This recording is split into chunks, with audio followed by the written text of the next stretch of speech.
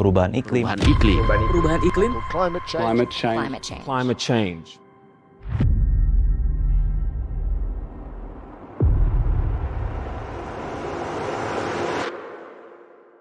Halo teman-teman, pernah dengar tentang perubahan iklim kan? Perubahan iklim ini sebenarnya sudah ada sejak bumi terbentuk loh.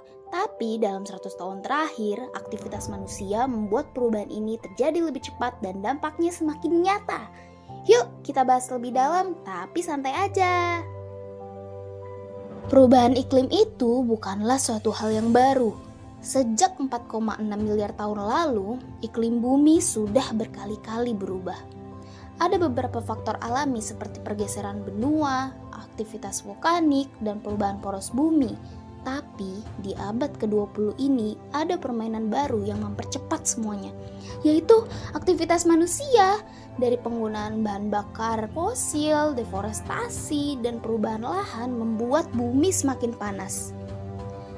Untuk mengerti tentang perubahan iklim ini, kita harus kenalan dulu nih dengan tokoh utamanya, yaitu karbon.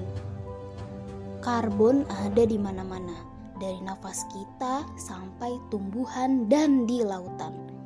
Tapi masalahnya itu ada di karbon dioksida dan metana yang dihasilkan aktivitas manusia seperti kendaraan, pabrik, atau peternakan, membuat gas rumah kaca menumpuk di atmosfer. Inilah yang membuat suhu bumi semakin meningkat. Tahu tidak, sejak 1896, Svante Arrhenius, seorang ilmuwan Swedia, sudah memprediksi kalau karbon dioksida di atmosfer bisa membuat suhu bumi meningkat.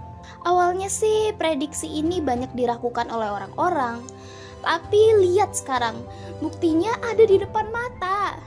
Konsentrasi karbon dioksida naik drastis. Dari 280 ppm sebelum revolusi industri naik menjadi lebih dari 400 ppm di tahun 2016. Grafik yang disebut kurva Killing menunjukkan kenaikan ini sejak 1958.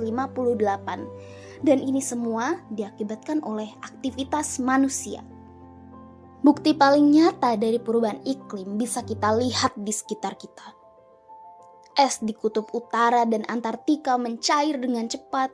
Suhu global terus meningkat, cuaca ekstrim seperti gelombang panas, banjir, dan badai semakin sering terjadi. Kalau dibiarkan, dampaknya akan mengancam kehidupan di bumi. Tetapi dunia tidak tinggal diam. Tahun 2015, 196 negara sepakat dalam perjanjian Paris untuk membatasi suhu global di bawah 2 derajat Celcius. Bahkan target utamanya hanya 1,5 derajat Celcius di atas suhu pra-industri. Ini sangat penting untuk mencegah dampak yang lebih buruk. Negara-negara wajib membuat target pengurangan emisi dan melaporkan kemajuannya setiap 5 tahun. Langkah besar, tapi kita semua harus terlibat.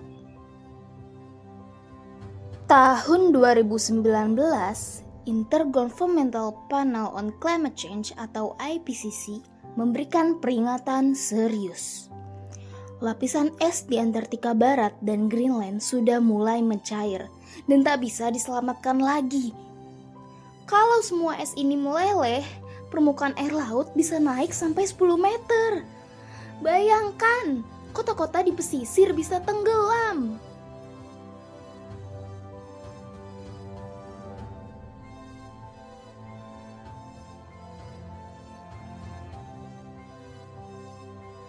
Tidak hanya manusia yang terdampak, 1 juta spesies hewan dan tumbuhan terancam punah karena perubahan iklim dan aktivitas manusia.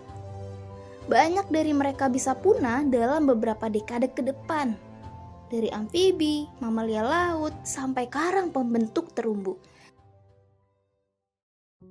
Tapi jangan khawatir, kita semua bisa berkontribusi dimulai dari hal-hal kecil.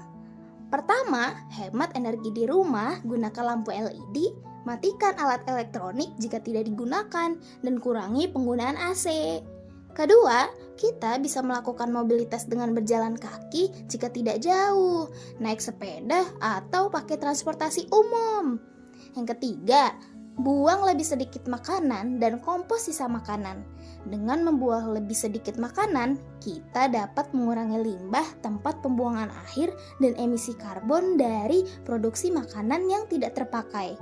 Yang keempat, mengolah sampah dan mengurangi, gunakan ulang, dan mendaur ulang. Yang kelima, dukung energi terbarukan dan kurangi penggunaan plastik. Yang keenam, pilih produk ramah lingkungan. Yang ketujuh, suarakan pendapatmu dan ajak orang lain untuk peduli lingkungan. Perubahan iklim merupakan tantangan yang besar, tetapi kita semua memiliki kesempatan untuk membuat perubahan yang nyata. Yuk, mulai dari sekarang. Ingat, setiap langkah kecil kita berarti besar untuk masa depan bumi. Yuk, lindungi bumi mulai dari sekarang.